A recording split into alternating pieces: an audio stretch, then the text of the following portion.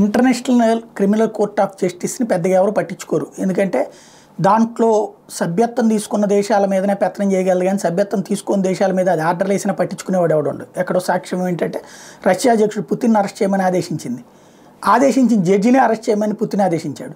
ఎవరు అమలు చేయాలి? కాబట్టి ఆ స్థాయిలో ఉంటుంది, కానీ ప్రచారానికి పనికొస్తుంటుంది.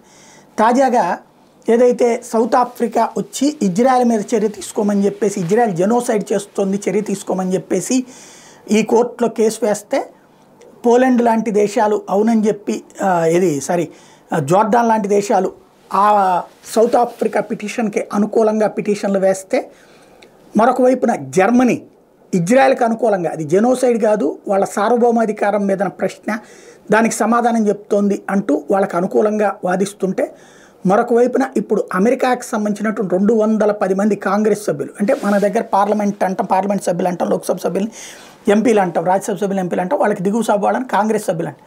210 మంది ఇజ్రాయెల్కి అనుకూలంగా అది జెనోసైడ్ కాదని వాదించడానికి ముందుకొస్తూ పిటిషన్ వేయడం అన్నటువంటి సంచలనం సృష్టించింది.